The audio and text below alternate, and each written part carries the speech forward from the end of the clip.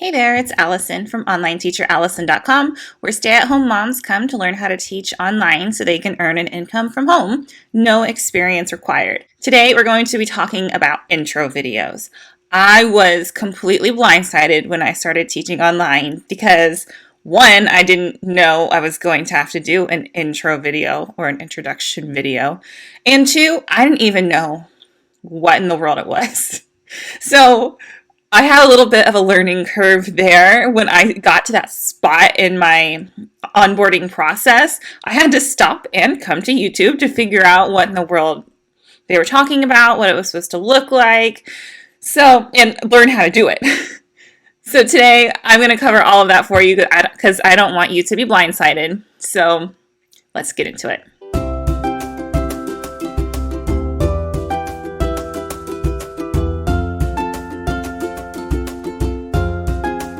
So before we get into the how to do one, let's talk about what an intro video is. And it's in the name. It's introducing you to prospective students. So you as the online teacher, you're showing your teaching style. So teaching styles vary from teacher to teacher. So my online teaching style will be different from yours, and that's okay. What is important is that you reflect who you are as an online teacher accurately within this introduction video. That's one of the quickest ways to get a bad review from a student is not portraying yourself honestly in your introduction video. If you portray yourself as a teacher who sings songs and brings lots of props and lots of movements, but that's not who you are, don't do it.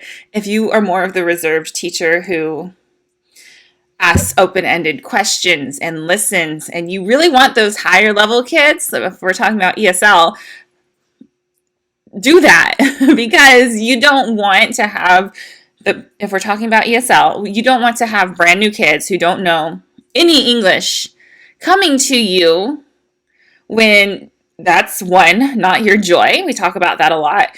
And two, it's not your teaching style. So for me, it was my teaching style. I do enjoy the older ones, and I can bring that in. You kind of learn how to cater to that student's learning style. So there's some that I taught students in China. So think about that. They're very reserved. They only speak when you want them to speak, and they don't want any of the song and dance and all the hoopla. They want the lesson. And there's other kids who they need the song, they need the dance, they need the movement, because otherwise they are not going to be able to hold their attention. They're going to get bored. They're going to walk away. So you learn that, but think about who you want to be and who you are. And I want you to portray that in your introduction video because it can change. Don't feel like you are locked into this introduction video. If you've been an online teacher for about 6 months now and you've decided, this intro video really isn't me anymore, I thought this was who I was going to be, but it's not, then change it. There is no harm, no foul in that, okay? Now let's talk about why you should do an introduction video. Online ESL platforms like VIPKid and Cambly require them of their online teachers before they even let them book a class with a student. With VIPKid, I had to submit mine. With Cambly, I had to submit it, and I actually had to do my Cambly one more than once because it was too short. So let's talk about why you should do them. And now with OutSchool, it's not required, but there is a place for them. There is a place for an introduction video for you as a teacher, but there's also a place for an introduction video for your class. So each class you list on OutSchool, you can have a whole different introduction video for it.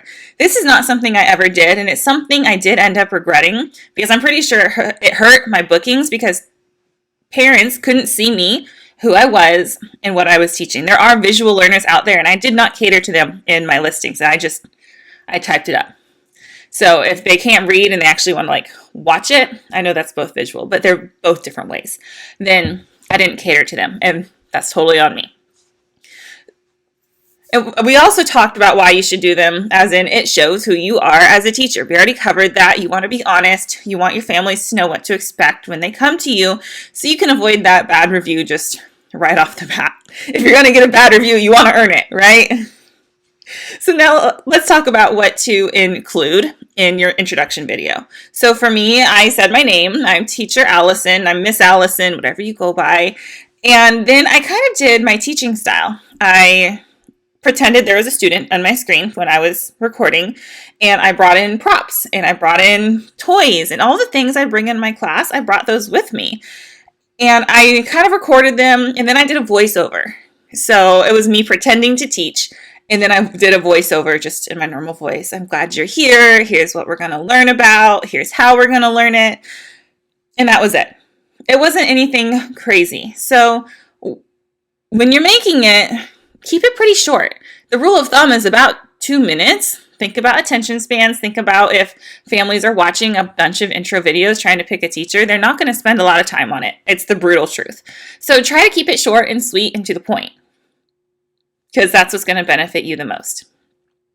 Now, I want to get to privacy on this, because one other way you can do this, I pretended to teach, but you could record yourself actually teaching. Now, here's the downfall with that, or the caveat, if you will. You should not have another student in the frame, especially if they're minors. So I always taught the kids. I taught 18 and under. If you teach adults, you probably want to get written consent, but this is one of those really fuzzy places where you just kind of want to be careful. We are parents, my husband and I, we have a 3-year-old, and we don't like his picture out there. So his school asked, hey, can we publish his picture? And we're like, no, I don't really want to. I don't post my son on any of my public places. We believe in privacy until consent, and he's too little to truly understand what he is consenting to. So for now, he's getting privacy. We'll talk again maybe when he's 16 or 30. I don't know. But think about that privacy for your students too. If you're not that type of family that wants to keep your kid private, that's completely fine. That's your choice as a family. But it might not be your student's family's choice. So if I wanted to show my son all over the internet, that would be perfectly okay with me and my family, because that's the choice we made. But if I'm teaching little Miss Sally over here, Sally's parents might believe in privacy privacy until consent, and I need to honor that. Otherwise, you're going to lose a student, you're going to get a bad review, and that's just not going to be good. So always fall back on the side of caution. So just my best recommendation is keep your students out of it. It's not worth it. So a couple things you can do in the editing process: you can fuzz them out, you can completely crop them out, or you can have someone pretend to be a student. I could have had my husband pretend to be a student if I wanted. That's not the video I wanted, so I just pretended. It felt a little goofy, but it actually ended up being good practice for the kids that aren't ready to produce anything. They're not ready to speak. They just want to sit and listen. All right, now let's get into the editing process. How you do this, how you edit it, how you get it out there. Don't spend money on this. I didn't. Use the tools you already have. I talk about this a lot. I know you're stay-at-home moms. I know budget can be tight, especially when you're just getting started. So my very first intro video, I used my phone. I grabbed my camera and I went to the video and I recorded myself. And I just got little snippets. They were quick, and then I uploaded them into iMovie. If you don't have it in back, but you have an iPhone, you can have iMovie on your iPhone, and you can edit it all from there. And so I brought them in, I put them on iMovie, and I got them in the order that I wanted, and I got the timing all set, and then I did my voiceover. So I took the volume off of all of my clips from my phone, and then I did my voiceover, and that was the volume. It's kind of like creating a reel or a TikTok. If you've ever done that, it's crazy to think that that's now like the same thing. Is you're creating a reel or a TikTok of you, not necessarily for any of those platforms, but it's for your families. Now, I know I've talked a lot about this with the ESL in mind on a platform, but let's talk about if you're independent, because this is completely your choice. I still really recommend that you do this and think of it as like a reel, as if you were like a news reporter and you're looking for a new job. Like you grab your best snippets and you send it in like a job application. So whenever you're talking to prospective clients, prospective students, and they're asking questions, you can say, hey, here's a short and sweet video of my teaching style to kind of give you a better understanding of who I am, of what you can expect during classes. And honestly, it's going to save you so much of that back and forth with those families, because it's all right there in your 2-minute video. You've done the work. It is saved on your phone. It is saved in the cloud somewhere. You just pop it in an email, you pop it in a direct message, and so many of their questions are answered. So it can be a pain in the butt. This is one of those one and done preps that I talk about. I talked about this last week with your pricing of your classes. It's your one and done prep. You spend an hour or two on it. You make it really good, and then you can use it over and over and over. And the idea is families are going to use this and they're going to pay you money to teach them online, right? To be their online teacher. So all this to say, this is you as an online teacher in the best light possible. Can it change? Yes. Will it change? Definitely. My videos have changed. I've made a couple. If it's not broke, don't fix it. I did not change my intro video. It was the same for like 2 years. I did not change it until I started losing bookings and I wanted more. And I kind of also realized that this video is not good. I can totally do so much better now, and I want that to be reflected. So it's not something that has to be changed every month. It's not something that has to be changed every 6 months.